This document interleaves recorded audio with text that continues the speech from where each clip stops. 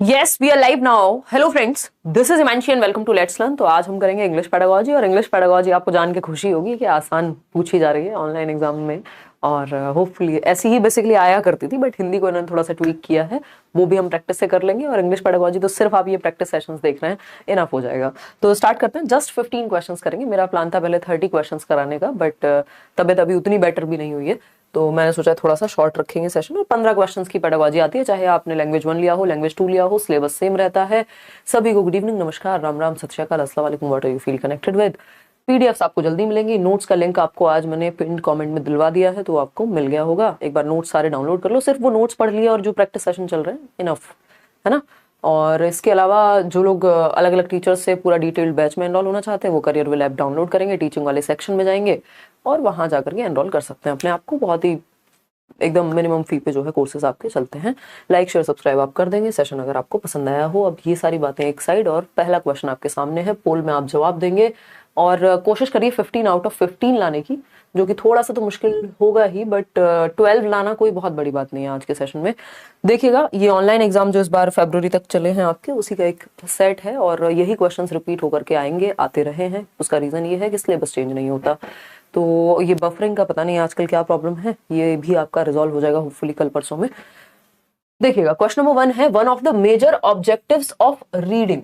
अब आपको पता है दुनिया में कुछ भी बदल जाए, लेकिन जो 4 स्किल्स हैं, 4 लैंग्वेज की बेसिक स्किल्स हैं, लिसनिंग, स्पीकिंग, रीडिंग और राइटिंग, यानी सूबो पाली, सुनना, बोलना, पढ़ना और लिखना, इनसे क्वेश्चन आना कभी भी नहीं रुक सकता। तो one of the major objectives यानी मुख्य उद्देश्य कौन सा है पढ़ने का? फर्स्ट है रीड फ्लुएंटली, यानी धारा प्रवाहिता के साथ आप पढ़ सकें एकदम फ्लुएंटली, बिना रुके, बिना अटके, बिना आ ऊ ट करे।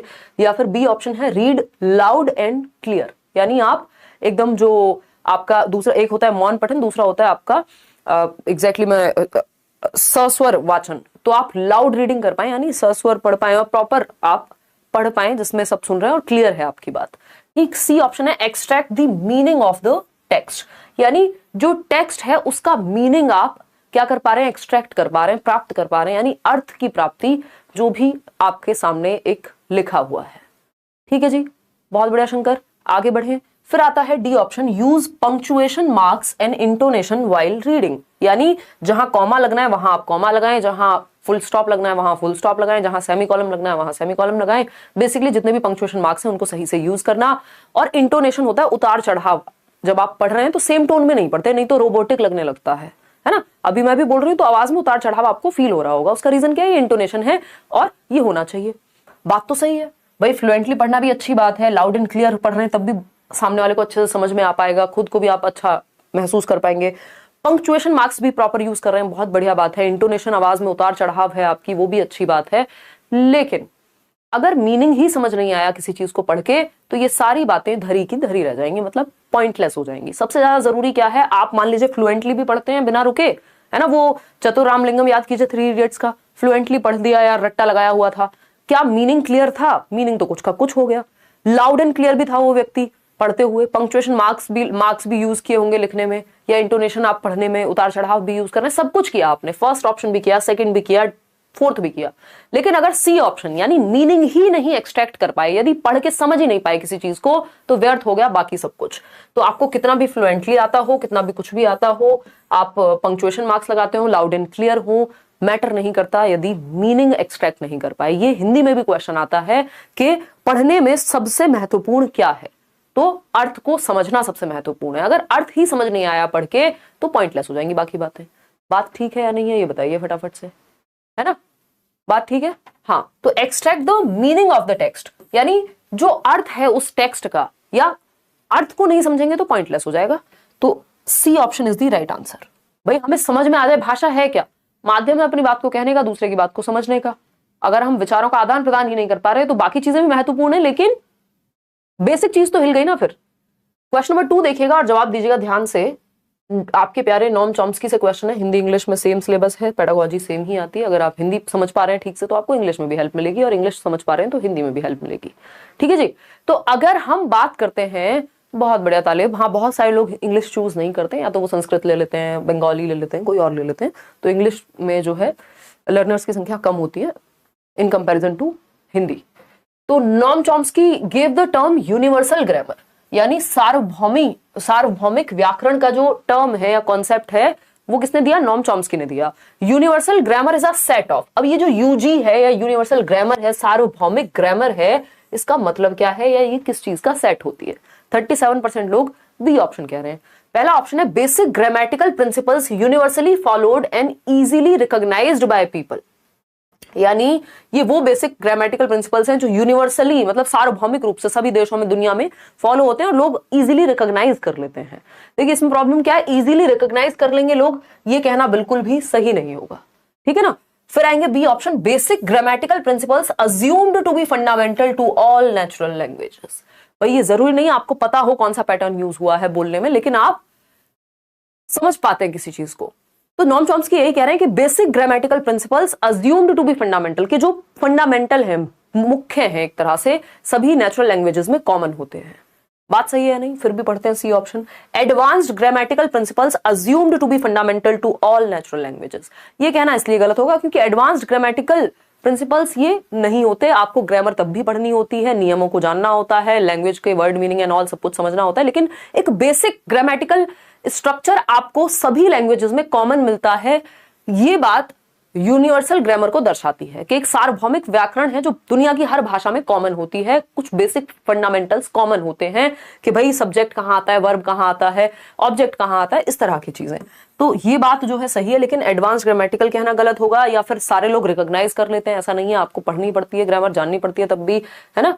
और universally respected practices that have come in time, कि यूनिवर्सली इन प्रैक्टिसेस को, इन वेज को क्या किया जाता है, रिकॉग्नाइज किया जाता है या प्रैक्टिस किया जाता है, ये बात भी कहना गलत होगा। तो बी ऑप्शन एकदम सही है कि बेसिक ग्रामेटिकल प्रिंसिपल्स हैं ये, जिनको हम मानते हैं कि फंडामेंटल हैं। ये भी सारे लोग नहीं मानते दुनिया में, लेकिन नॉम चॉम्स्की मानते हैं और इनकी कुछ अपनी इस चीज को लेकर थियरीज भी है।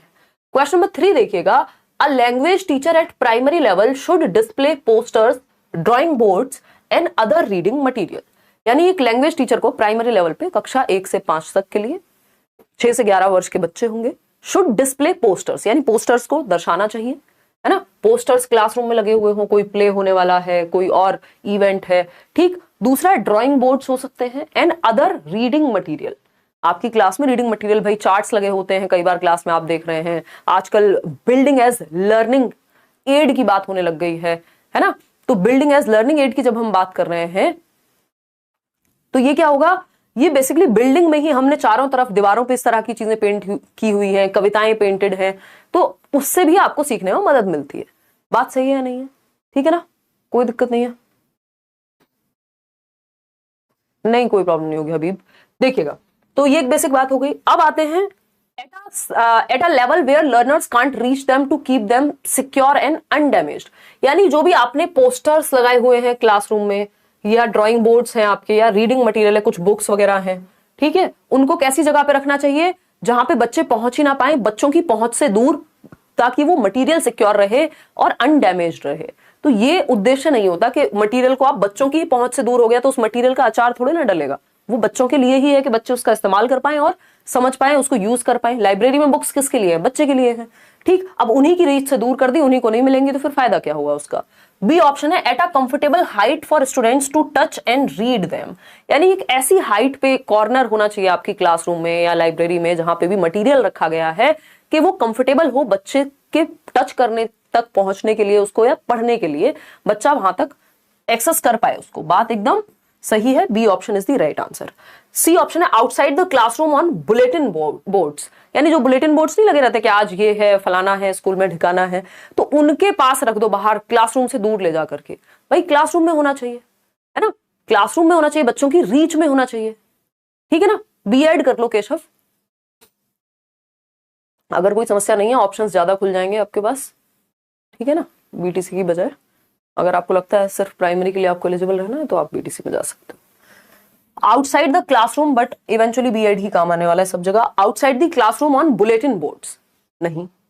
डी ऑप्शन है in the library where learners may visit and explore the material, बिल्कुल लाइब्रेरी में रख लो। लेकिन बात हो रही है लैंग्वेज टीचर की, बात हो रही है तो लैंग्वेज टीचर के लिए पोस्टर्स भी जरूरी है, ड्राइंग बोर्ड्स भी जरूरी है, रीडिंग मटेरियल भी जरूरी है, तो क्लासरूम में ही होने चाहिए, लेकिन एक ऐसी कंफर्टेबल जगह पर जहां पे भी हो, लेकिन वो कंफर्टेबल हाइट पे हो ताकि बच्चे पहुंच पाए। तो B option is the better option अगर हम चारों ऑप्शंस में से देखें तो। क्वेश्चन नंबर 4 देखिएगा एक बार। टू इम्प्लीमेंट FLN जो foundational literacy and numeracy mission है, जिसको हम बात कर रहे हैं आपकी नेशनल एजुकेशन पॉलिसी में भी, NCF भी बात कर रहा है 2023 में। तो to implement the FLN mission successfully it is important to, अगर हम चाहते हैं कि FLN मिशन जो है सक्सेसफुली इंप्लीमेंट हो जाए तो हमें क्या करना चाहिए।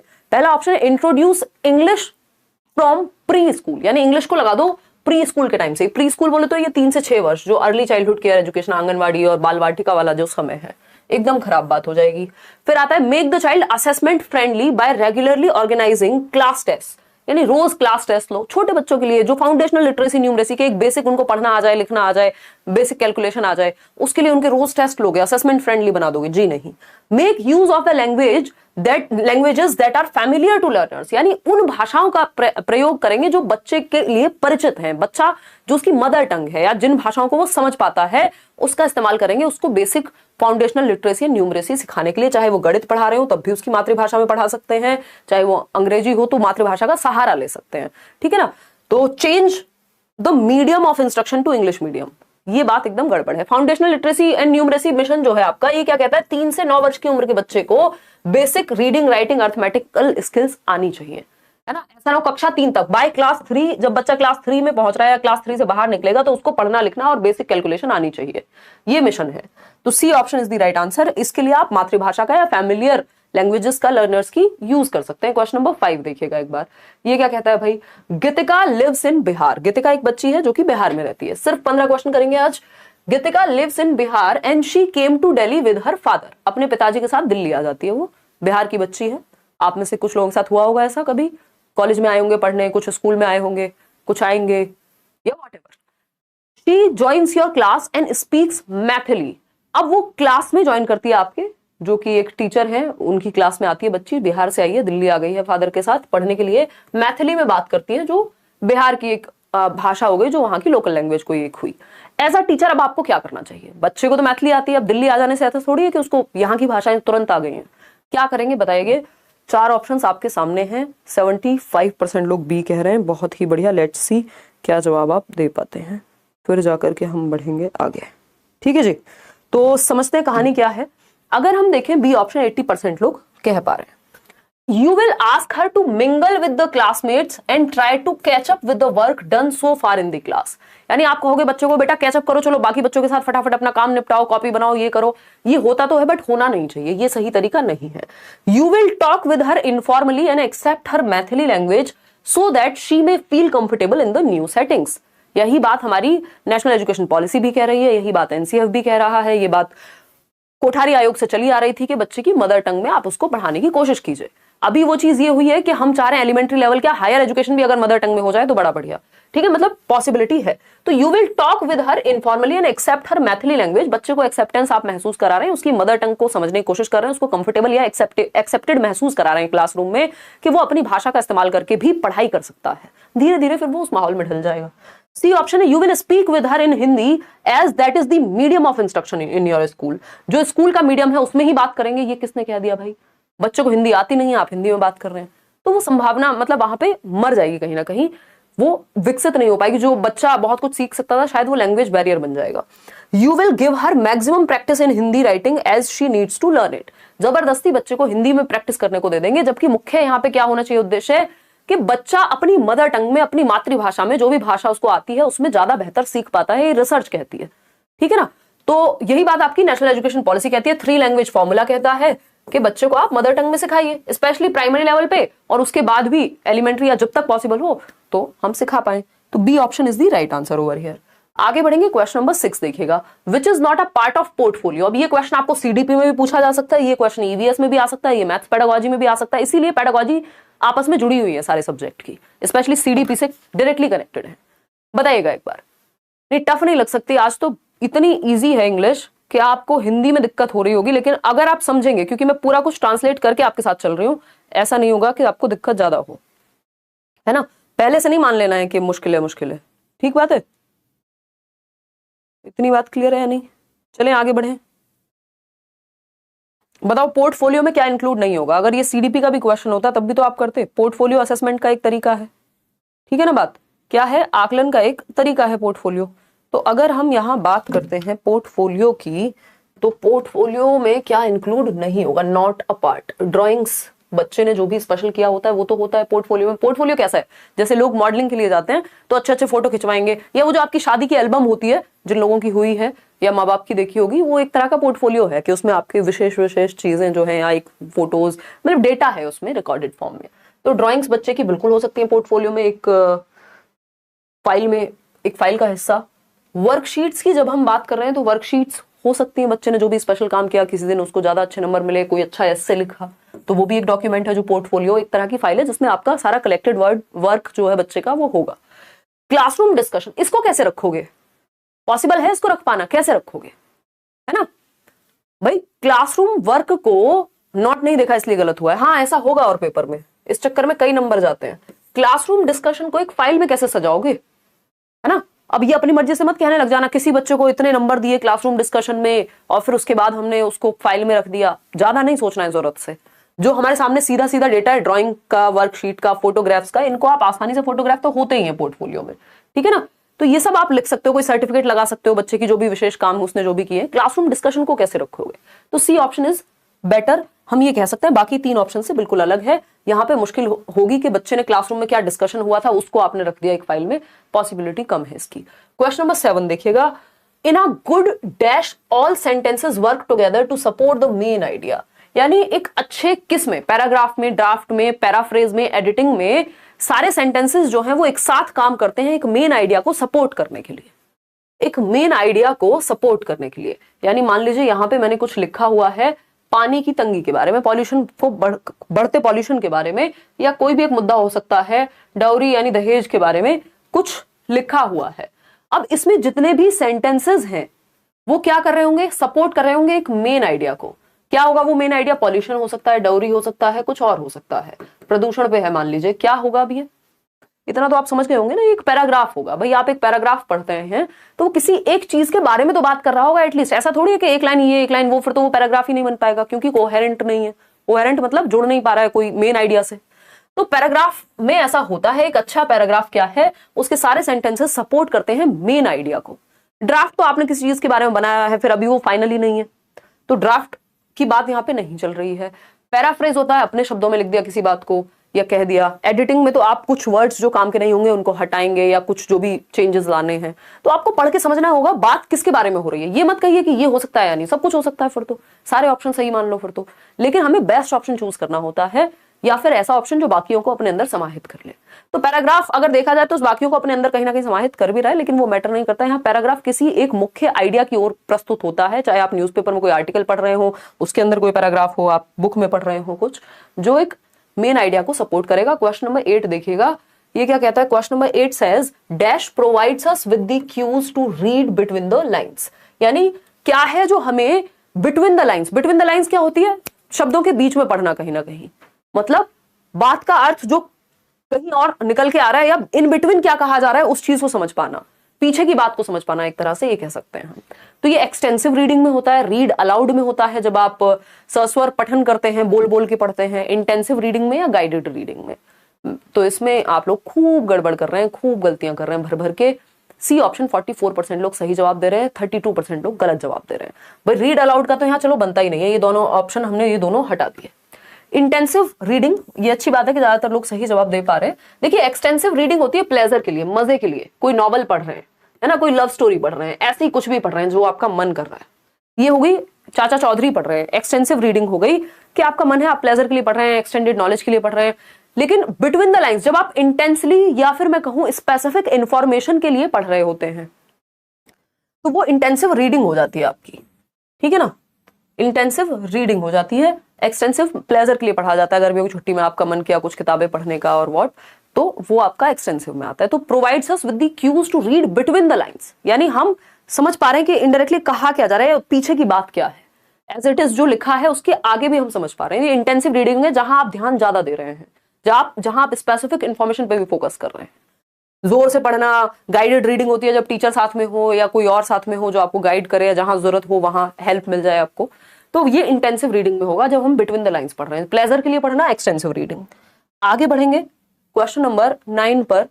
Print rich environment in the classroom is described as. Print rich environment बहुत ही प्यारा टॉपिक है, Hindi pedagogy, English pedagogy, CDP तक में पूछा जा सकता है। इसको हम प्रिंट समृद्ध वातावरण बोलते हैं हिंदी पेडागोजी में। प्रिंट रिच एनवायरमेंट यानी ऐसा एनवायरमेंट जो प्रिंट में रिच हो, मतलब जहां प्रिंटेड मटेरियल या प्रिंटेड सामग्री काफी हो, ऐसा एनवायरमेंट होना चाहिए। In the classroom is described as, यानी किस एनवायरमेंट को आप प्रिंट रिच एनवायरमेंट कहेंगे। पहला ऑप्शन है a play room containing manipulatives and toys, यानी एक प्ले रूम है जहां पे बहुत सारे टॉयज हैं, मैनिपुलेटिव्स हैं, बच्चा कोई पजल सॉल्व कर रहा है, मैनिपुलेट करके कुछ और कर रहा है, उसको प्रिंट रिच कहेंगे। क्या वो प्रिंट रिच है? प्रिंट होगा, प्ले की बात हो रही है जब। Are reading corner in the classroom, एक रीडिंग कॉर्नर बनाया हुआ है जहां बच्चे बैठ के पढ़ रहे हैं। Children's work, charts, posters, poems etcetera displayed in the classroom, यानी जो बच्चे का जो भी काम है उसने किया है, चार्ट है, पोस्टर है, पोएम है, कोई और उसने कुछ बनाया है, मैप है, क्लासरूम में लगा दिया है या डिस्प्ले हो रहा है, इसको हम प्रिंट रिच एनवायरमेंट कहते हैं। जहां आपके चार्ट्स हो गए, मॉडल्स हो गए, पोस्टर्स हो गए, या पोएम हो सकती है, या कोई और आपने ड्राइंग बना करके आप लेकर के आए हैं, वो प्रिंट रिच होगी क्लासरूम, जहां ये सब चीजें आसपास लगी हुई हो। तो ये बात यहाँ ज्यादा बेहतर जा रही है, बजाय कि जस्ट एक रीडिंग कॉर्नर या एक टॉयज वगैरह रख दिए, उसको प्रिंट रिच नहीं कहते।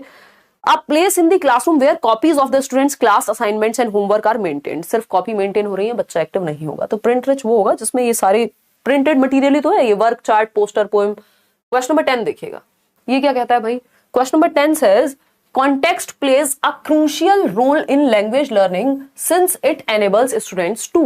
कॉन्टेक्स्ट मतलब संदर्भ, हिंदी पेडागोजी में भी इंग्लिश में भी महत्वपूर्ण है। Context plays a crucial role, यानी कॉन्टेक्स्ट जो है एक महत्वपूर्ण, एक क्रूशियल रोल प्ले करता है जब बात लैंग्वेज लर्निंग की आती है। यानी आप कोई कहानी पढ़ रहे हैं, कोई गाना भी सुन रहे हैं, कुछ भी कर रहे हैं, अगर जहां पे भी भाषा शामिल है ना, आप फॉर दैट मैटर महाभारत भी देख रहे हैं, अगर आप संदर्भ नहीं समझ पा रहे हैं किसी की बात का, आप एक वीडियो भी देख रहे हैं या ये सेशन भी देख रहे हैं, तो भाषा को सीखने में संदर्भ महत्वपूर्ण है ना।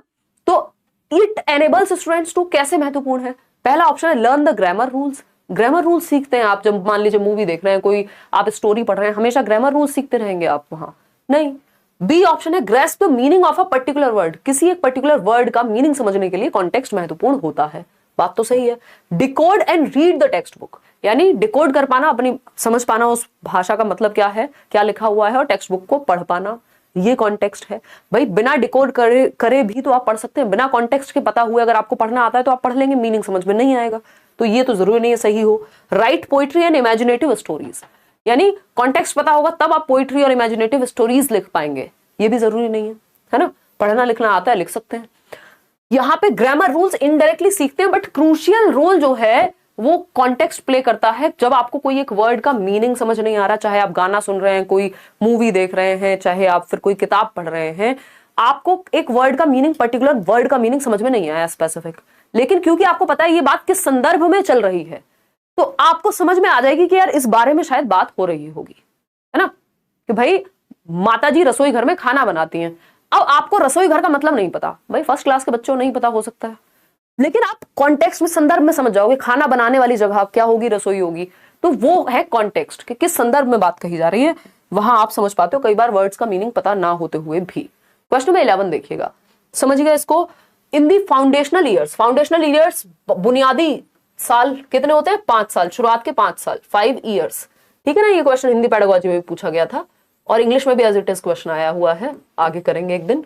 5 ईयर्स, कौन से 5 ईयर्स है ये आपके फाउंडेशनल ईयर्स है, बुनियादी साल FPMS में, जिसमें 3 साल हैं आपके वो आंगनवाड़ी, बाल वाटिका एंड ऑल वाले, और 2 साल हैं आपके क्लास 1 और 2 के, ठीक है ना। तो ये शुरुआत के 5 साल फाउंडेशनल ईयर्स कहे जाते हैं नेशनल एजुकेशन पॉलिसी के अंदर। तो अगर हम बात करते हैं in the foundational years of learning, the medium of instruction should be children's mother tongue, because यानी जो शुरुआती साल है बच्चे के, या प्राइमरी लेवल तक की भी हम बात कर रहे हैं, शुरुआत के 5 साल हैं स्पेशली, बच्चे को उसकी मातृभाषा में इंस्ट्रक्शन दी जानी चाहिए, पढ़ाया जाना चाहिए। बात तो सही है। पहला ऑप्शन है it helps in comprehending different subjects, अलग अलग सब्जेक्ट को समझने में मदद मिलती है, हो सकता है।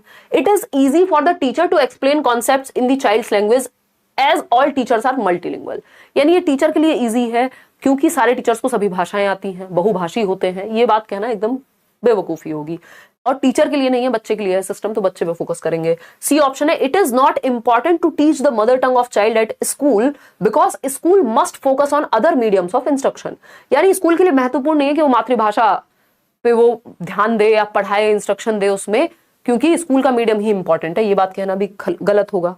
It helps in making the class multilingual and making all learners proficient in all the languages used in the classroom. मतलब ये बात एकदम सही है कि सिर्फ डिफरेंट सब्जेक्ट पढ़ पाएंगे इसलिए हम मदर टंग का यूज कर रहे हैं, जी नहीं, हम इसलिए यूज कर रहे हैं क्योंकि इससे क्या होगा, एक तो कक्षा बहुभाषी बनेगी क्योंकि सब बच्चे अपनी अपनी मदर टंग में बात करेंगे, तो मल्टीपल लैंग्वेजेस आ जाएंगी क्लासरूम में, तो क्लास बन गई मल्टीलिंगुअल, बहुभाषी। Making all learners proficient in all the languages. अब जब बहुभाषिता होती है, एक बच्चा है जो मैथिली में बात कर रहा है, दूसरा बच्चा है जो पंजाबी में थोड़ा डिस्कशन करेगा, तीसरा बच्चा है जो हिंदी में बात कर रहा है, चौथा बच्चा है जो इंग्लिश में बात करेगा, एक दूसरे से बहुत सारे शब्द बच्चे सीखते हैं। तो ये बात एकदम सही है, D option is the right answer. आगे बढ़ेंगे, क्वेश्चन नंबर 12, ध्यान से पढ़िएगा नहीं तो इसमें आप गलती कर देंगे, ठीक है ना, आसान क्वेश्चन है बहुत। Which of the following terms is not related to Vygotsky's socio-cultural theory? Vygotsky की थियरी का नाम क्या है? सामाजिक सांस्कृतिक सिद्धांत। किस बारे में है ये थियरी? कॉग्निटिव डेवलपमेंट, दिमाग के विकास, संज्ञानात्मक विकास, थिंकिंग, रीजनिंग, प्रॉब्लम सॉल्विंग, है ना। इतनी बार मैं कॉग्निटिव डेवलपमेंट के बारे में बता चुकी हूँ कि आप अटकेंगे नहीं। DEET+B तक के एग्जाम में कॉग्निटिव डेवलपमेंट का मतलब खूब पूछा जाता है। ध्यान से पढ़िएगा, नॉट रिलेटेड लिखा हुआ है ना, नॉट रिलेटेड टू वाइगॉस्कीज थियरी एक तरह से। तो हमें पता है स्कैफोल्डिंग भी वाइगॉस्की की थियरी में यूज हुई है, सोशल इंटरेक्शन भी यूज हुआ है, सामाजिक अंतःक्रिया, जोन ऑफ प्रॉक्सिमल डेवलपमेंट यानी ZPD भी।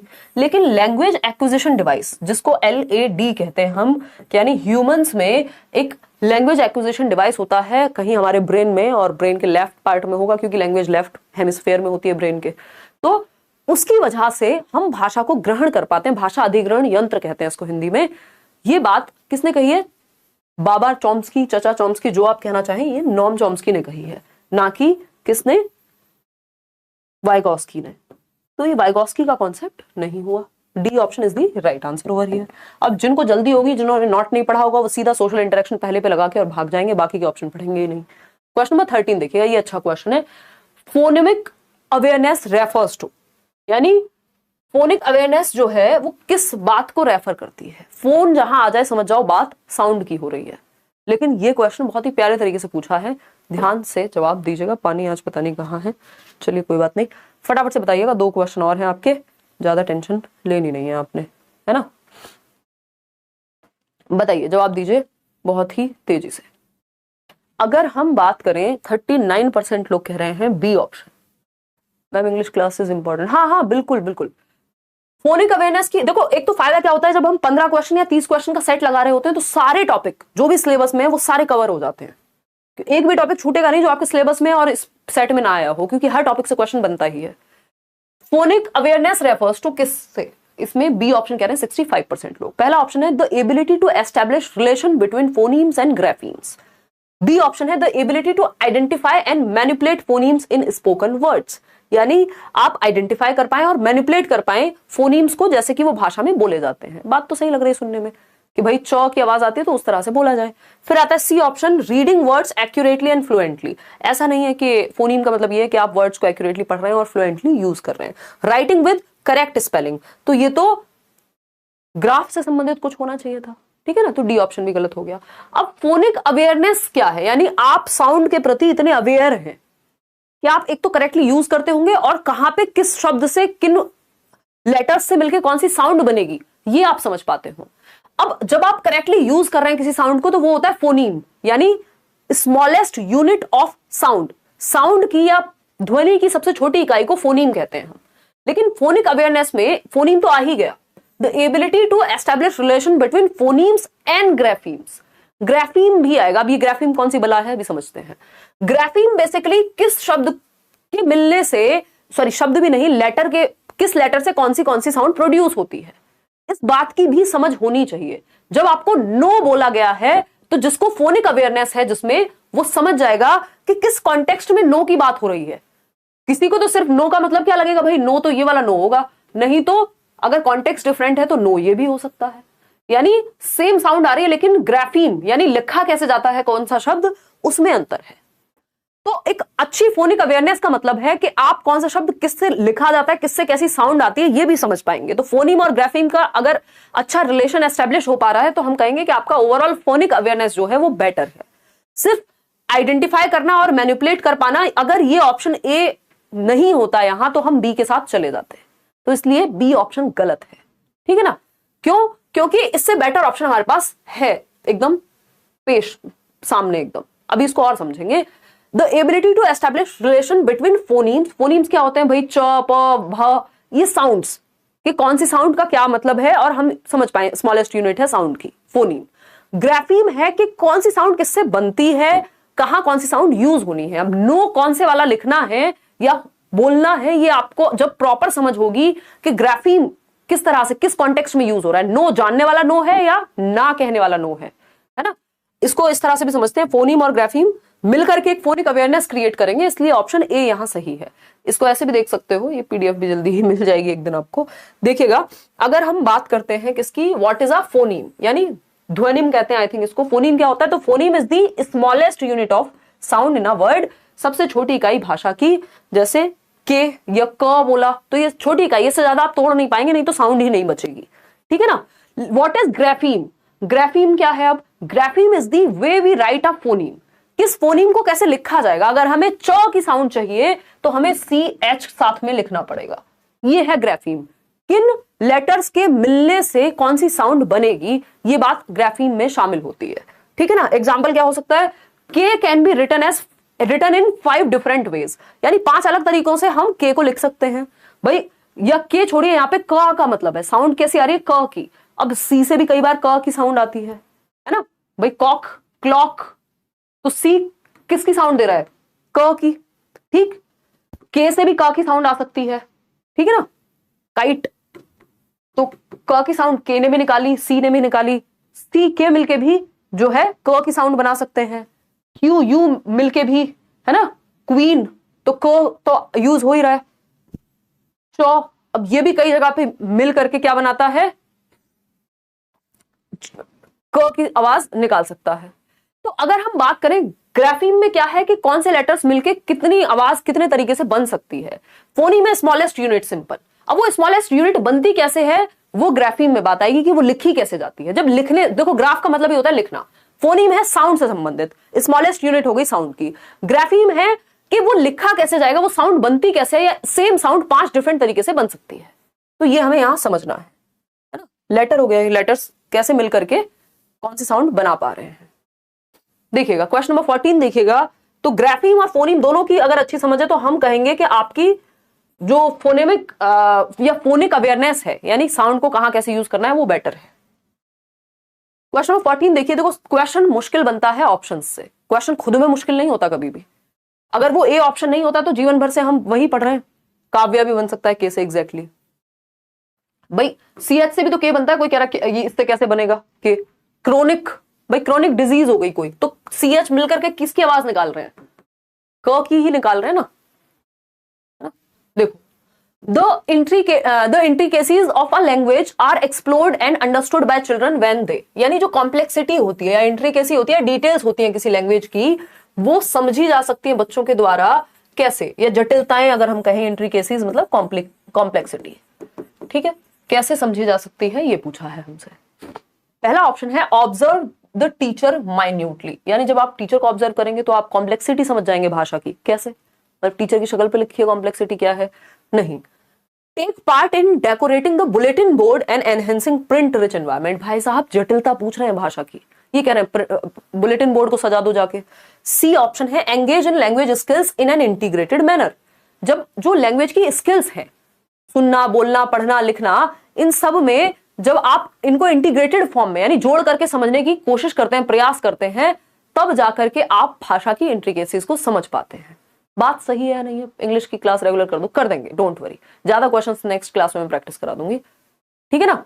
अगर हम बात करें यहाँ पे सी ऑप्शन आप लोग कह रहे हैं, यानी engage in language skills in an integrated manner, यानी एकीकृत रूप में, यानी सुनना, बोलना, पढ़ना, लिखना, जब हम ये सब चीजें साथ में जोड़ करके समझ रहे होते हैं, पढ़ रहे होते हैं, जब हम पढ़ रहे हैं तो हमारी कौन सी समझ बेहतर हो रही है, कल को हम अच्छा बोल भी पाएंगे क्योंकि हमने पढ़ के हमारे पास अच्छी वोकैबुलरी है।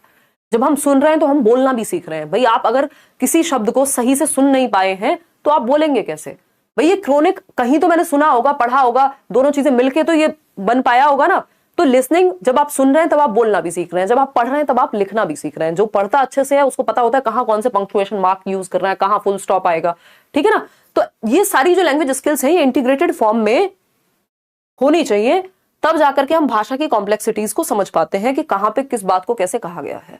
जोर जोर से पढ़ना एक अडल्ट के द्वारा नहीं। तो C option is the right answer. इसमें तो आप लोग स्मार्ट हैं, सही जवाब दे ही पा रहे हैं। क्वेश्चन नंबर 15 आज के लिए आखिरी देखिएगा, which of the following is true about language learning, यानी भाषा अधिगम के बारे में कौन सी एक बात सही है।